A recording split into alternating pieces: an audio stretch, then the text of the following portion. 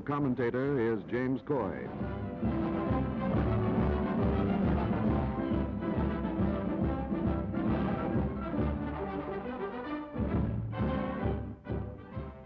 More than 8,000 miles from the American mainland lies Australia, destination of an endless caravan of United Nations ships, bringing troops, planes, and supplies to augment General MacArthur's fighting command.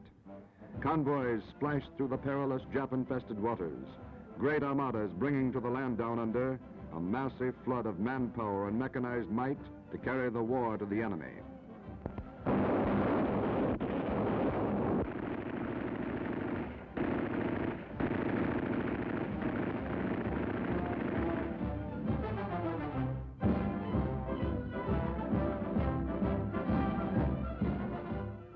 Guarded by sturdy ships and ever-watchful planes, American fighting men land safely on Australia's friendly shores.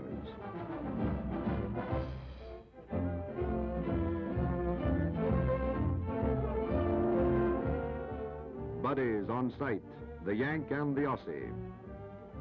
Many of these well-trained and equipped soldiers never had seen the ocean before, but they have an important job to do and are eager to get it over with. Eager to fight under the command of their new military leader, General Douglas MacArthur, who spoke the immortal words, "I came through, I shall return." Where to? No one asks. Just all aboard and they're off. At Port Moresby, strategic outpost at New Guinea, Allied bombers take off to not only bomb the enemy, but to constantly observe and disrupt his movements.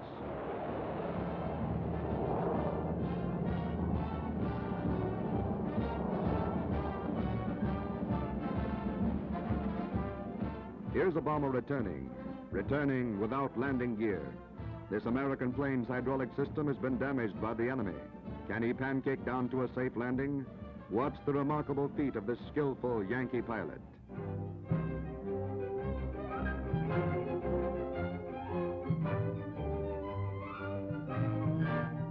All safe, all well.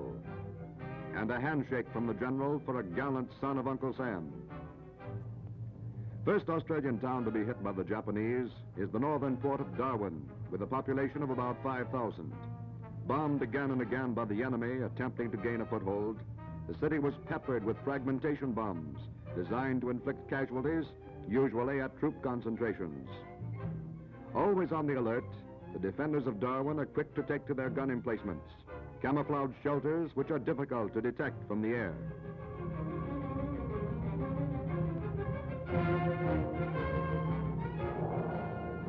Above is the drone of enemy aircraft, which brings the anti-aircraft guns into instant action.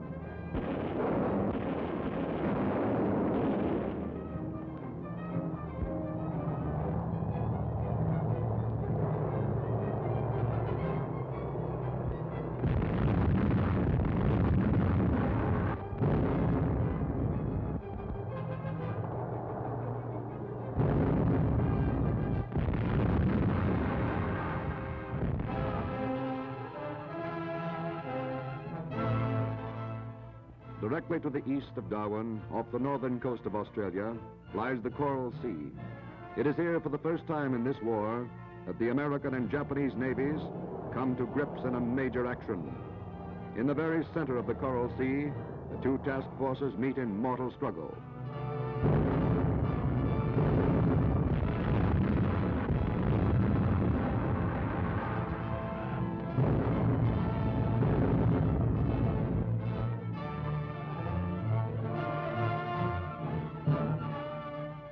Aircraft carriers, heavy cruisers, light cruisers, destroyers, and gunboats fill the sea.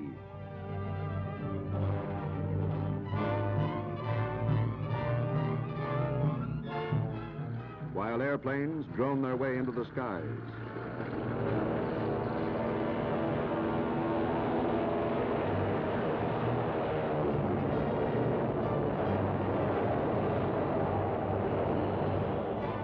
Land bombers from MacArthur's heroic Air Force join in the fray.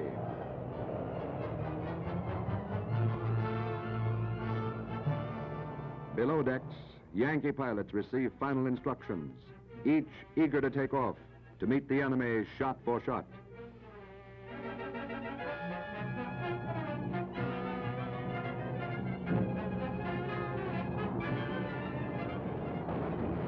In the Coral Sea, Japanese losses were heavy and costly. Playing a leading role in this great drama was the United States aircraft carrier Lexington. From her decks flew the gallant pilots who pounded and dispersed the enemy. Now, she is hit and aflame. The Lexington, victorious in its defense of the Allied forces, is struck a mortal blow. 98% of its gallant crew was rescued. Here are the remarkable close-up pictures of the explosions that ended the Lexington's heroic career.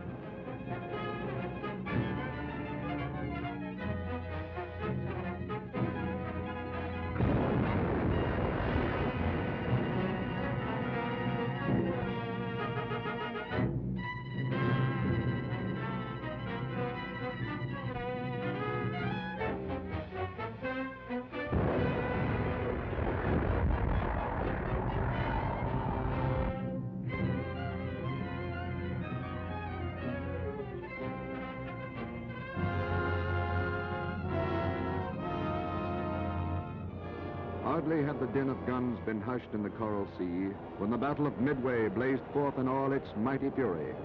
Here the United States forces met and crushed a full Jap battle fleet. By sheer weight of numbers, the Japs hoped to overwhelm and conquer our mid-Pacific fighting forces. The Japs had carefully planned this sneak attack. They gambled all and lost. The Battle of Midway, the Japs hoped, would be their stepping stone to Pearl Harbor, Australia, Alaska, and eventually the United States mainland. Here the Japs received a mortal wound. Here our defenders were ready. First in the air were our Marine Corps fighters, then our Army flyers, and finally our fighting Navy, all working in complete unity and concentrating relentlessly and successfully upon the common enemy. The toll of enemy fighting power was decisive. 3 Japanese battleships, possibly 4 cruisers, 3 transports, and 1 destroyer were sunk. The loss of the Jap aircraft carriers was extremely heavy. 2 or 3 sunk and 2 badly damaged.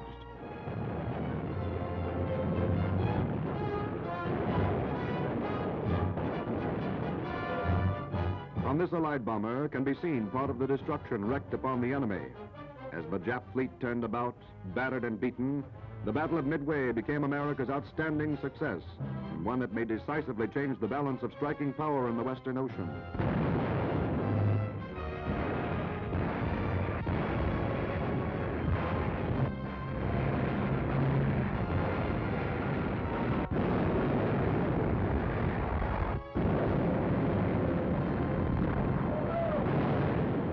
In the face of terrific anti-aircraft fire, Jap planes like this one swoop close, their suicide pilots knowing full well that their battle is ended. Although never within a day's sailing distance of each other, the battle carried on furiously for 5 full days. Aircraft action was paramount. The perfect teamwork at Midway between the commanders of our Army, Navy, and Marines struck the Japs a truly crippling and now historic blow.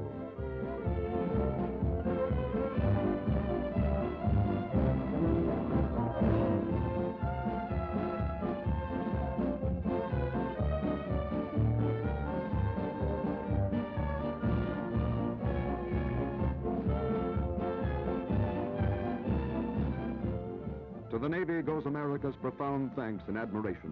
To its individual heroes go decorations, symbolic of the highest honors a nation can bestow upon its fearless fighting men.